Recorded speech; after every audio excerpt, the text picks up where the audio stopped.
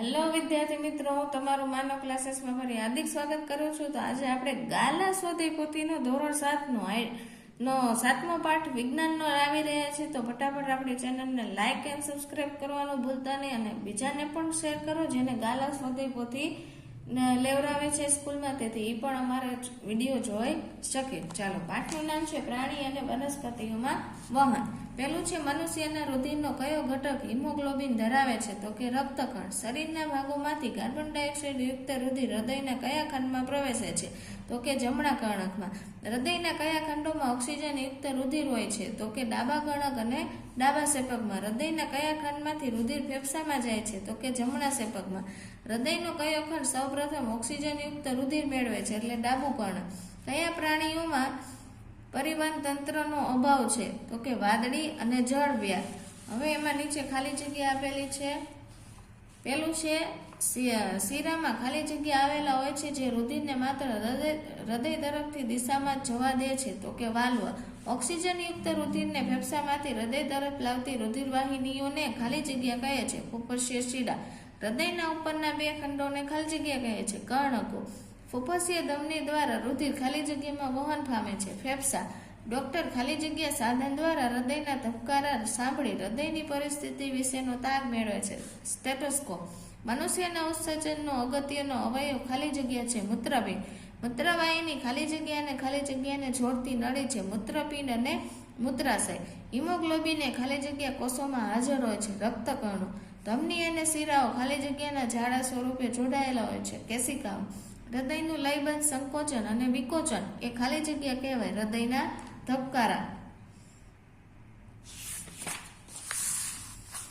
મનુષ્યના મૂત્રમાં રહેલું મુખ્ય ઉત્સર્જક દ્રવ્ય ખાલી જગ્યા છે? તો કે યુરિયા. મૂત્રપિંડ એ પ્રવાહી સ્વરૂપે શરીરના કચરાનો નિકાલ કરે છે જેને ખાલી જગ્યા કહે છે? મૂત્ર. ખાલી જગ્યા દ્વારા ચૂસક પુલ રચાય છે જેથી પાણી ખૂબ જ ઊંચાઈ સુધી ઉપર જઈ શકે છે? તો કે બાષ્પોત્સર્જન. હવે છે માત્ર ઉત્તર. તો કે હૃદયમાંથી કાર્બન ડાયોક્સાઇડ રુધિરને ફેફસા સુધી પહોંચાડતી રુધિર વાહિની કઈ છે? તો કે ફૂફસ્ય ધમની. ફૂફસ્ય શિરામાં કેવું રુધિર હોય છે? તો ઓક્સિજન યુક્ત રુધિર. હૃદયના નીચેના બે ખંડોને શું કહેવાય? શેપકો. રુધિરનું પ્રવાહી માધ્યમ કયા નામથી ઓળખાય છે? રુધિર રસ. રુધિરના ગાળણની પ્રક્રિયા કયા અવયવમાં થાય છે? મૂત્રપિંડમાં. મૂત્રપિંડમાંથી છૂટું પડેલું મૂત્ર ક્યાં એકઠું થાય? તો કે મૂત્રાશયમાં. પાણી અને ખનિજ ક્ષારોના દ્રાવણના વહન માટેની વાહક પેશી કઈ છે? તો કે જલવાહક પેશી. હવે નીચે તમને એના ખરા ખોટા પણ આપેલા છે, એમાંથી તમે જોઈને પણ કરી શકો છો.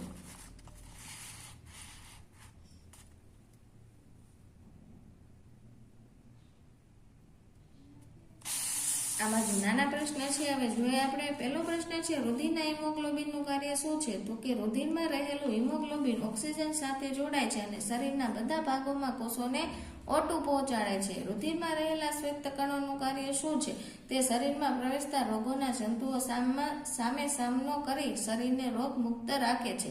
રુધિરવાહિનીઓના પ્રકાર જણાવો? તો કે 3 છે: ધમની, શિરા અને કેશિકાઓ. ધમની કોને કહે છે? હૃદયમાંથી રુધિરને શરીરના વિવિધ ભાગો તરફ લઈ જતી રુધિરવાહિનીને ધમની કહે છે.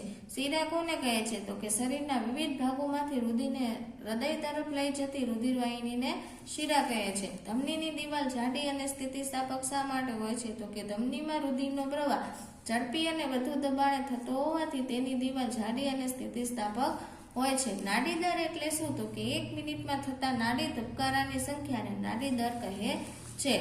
આરામદાયી સ્થિતિમાં મનુષ્યમાં નાડી દર જણાવો? તો કે આરામદાયી સ્થિતિમાં મનુષ્યમાં નાડી દર 72 થી 80 જેટલો હોય છે. ફૂફસ્ય શિરામાં રુધિરનું વહન ક્યાંથી કઈ તરફ થાય છે? તો કે શિરામાં રુધિરનું વહન ફેફસાથી હૃદયના ડાબા કર્ણક સુધી થાય છે. હૃદયના કયા ભાગમાં ઓક્સિજન યુક્ત અને કયા ભાગમાં કાર્બન ડાયોક્સાઇડ યુક્ત રુધિર હોય છે? તો કે હૃદયના ડાબા ભાગમાં O2 યુક્ત રુધિર અને તેના જમણા ભાગમાં એટલે કે જમણા કર્ણક અને જમણા સેપકમાં CO2 એટલે કાર્બન ડાયોક્સાઇડ રુધિર હોય છે. પછી છે રુધિર કેશિકાઓ કોને કહેવાય? તો કે પેશીઓ પાસે ધમનીઓની નાની વાહિકાઓ અને શિરાઓને જોડતી વધુ પાતળી નળીઓને રુધિર કેશિકાઓ કહે છે.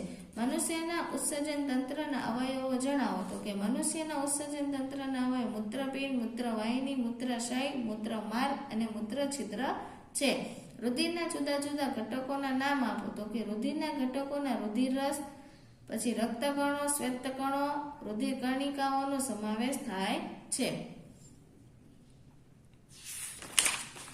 પછી તમને પાછળ 15મો એક પ્રશ્ન આપેલો છે જે નાનો, તો કે રુધિરનો રંગ લાલ શેના કારણે હોય છે? તો કે રુધિરના રક્તકણોમાં હિમોગ્લોબિન નામનું લાલ રજક દ્રવ્ય હોય છે, જેના લીધે તેનો રંગ લાલ હોય છે. હવે વ્યાખ્યા આપેલી છે ઉત્સર્જન, તો કે કોષો દ્વારા ઉત્પન્ન થતા નકામા અને હાનિકારક પદાર્થોને શરીરમાંથી બહાર નિકાલ કરવાની ક્રિયાને ઉત્સર્જન કહે છે. પેશી સજીવોના કોષોમાં સમૂહ ચોક્કસ પ્રકારના કાર્ય કરવા માટે એકઠા થાય છે, તેને પેશી કહે છે. હવે નીચે તમને ટૂંકમાં ઉત્તર પણ આપેલા છે, જોઈએ આપણે.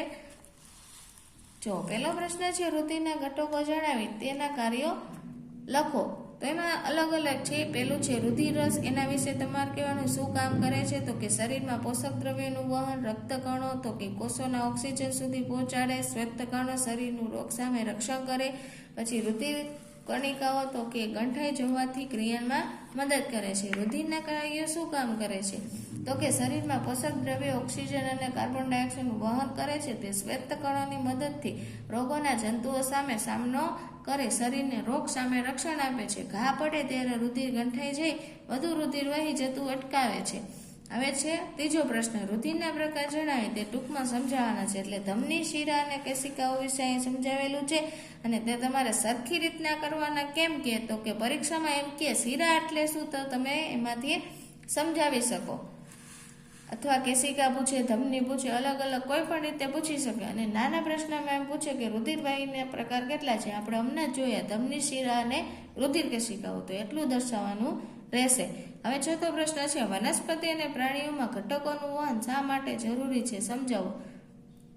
તો કે વનસ્પતિ અને પ્રાણીઓ પોતાનું અસ્તિત્વ ટકાવી રાખવા માટે ખોરાક, પાણી અને ઓક્સિજનની જરૂર છે. સજીવોને આ બધું શરીરના એક ભાગથી બીજા ભાગમાં પહોંચવું જરૂરી છે. અને વનસ્પતિ અને પ્રાણીઓને ઉત્પન્ન થતા નકામા પદાર્થો એટલે કે ઉત્સર્જક પદાર્થો શરીરના જે ભાગમાંથી નિકાલ કરી શકાય ત્યાં પહોંચાડવા પડે છે. આ બધું કરવા માટે ઘટકોનું વહન કરવું જરૂરી છે. પર્ણરંધ્ર પણ મોસ્ટ આઈએમપી ક્વેશ્ચન છે, પૂછાય એવો છે, અને તેના બે કાર્ય પણ છે. તો એ કાર્ય શું છે? તો કે પર્ણરંધ્ર દ્વારા વધારાના પાણીની બાષ્પસર્જનની ક્રિયા દ્વારા બાષ્પ સ્વરૂપે બહાર નિકાલ કરે છે, અને પ્રકાશ સંશ્લેષણની ક્રિયા, શ્વસન ક્રિયા દરમિયાન પર્ણરંધ્રમાં વાત વિનિમય થાય છે. હવે છઠ્ઠો પ્રશ્ન છે શું વનસ્પતિમાં બાષ્પસર્જનનો કોઈ મહત્વનો ફાળો છે? તો કે વનસ્પતિમાં થતી બાષ્પસર્જન ક્રિયા વડે વધારાનું પાણી નિકાલ પામે છે, અને આજુબાજુ ઠંડક પ્રાપ્ત થાય છે, અને બાષ્પસર્જન દ્વારા પાણી બાષ્પ સ્વરૂપે ઉડી જાય છે. ત્યારે ચૂસક પુલ રચાય છે, જેથી મૂળની ખૂબ ઊંચાઈ આવેલા પર્ણો સુધી પાણી પહોંચાડી શકાય છે, જે પ્રકાશ સંશ્લેષણની ક્રિયામાં પર્ણોને ઉપયોગી બને છે. અને પર્ણો સુધી રચાયેલા પાણીનો સળંગ સ્તંભ જમીનમાંથી પાણી અને ખનિજ સારો દ્રવણ રૂપે વનસ્પતિના ભાગોમાં પહોંચાડવા માટે શોષણ બળ પૂરું પાડે છે. હવે નીચે છે શા માટે ઉત્સર્જક દ્રવ્ય થવો જરૂરી છે?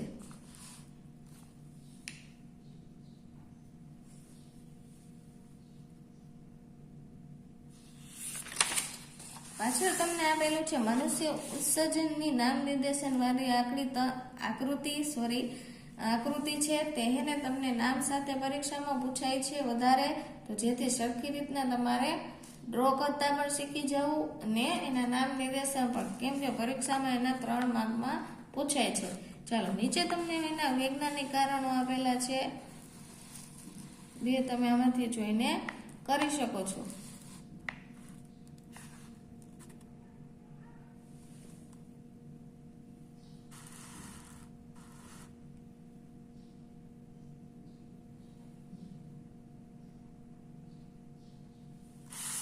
આ બાજુ તફાવત છે, પેલું છે રક્તકણો અને શ્વેતકણો, બીજો છે ધમની અને શિરા, પછી કર્ણકો અને શેપકો,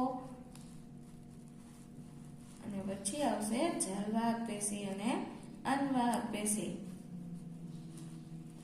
જો પ્રશ્નમાં સરખી રીતના આવડી જાય તો તફાવત તમને એમને મુદ્દા બનાવતા આવડી જશે. નીચે તમને જોડકું એક આપેલું છે, તે પણ તમે આમાંથી જોઈને કરી શકો છો.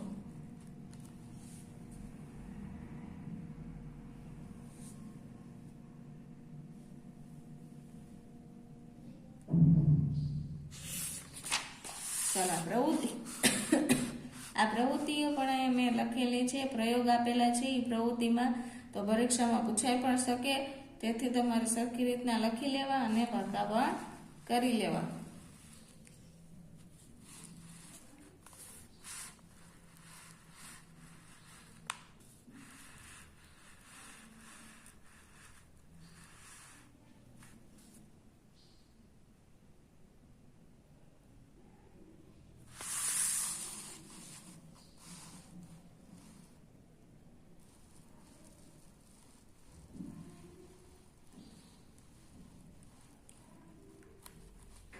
ત્રીજો પ્રયોગ મોસ્ટ એમપી છે, પરીક્ષામાં વધુ વખત પૂછાયેલો છે એક્ઝામમાં.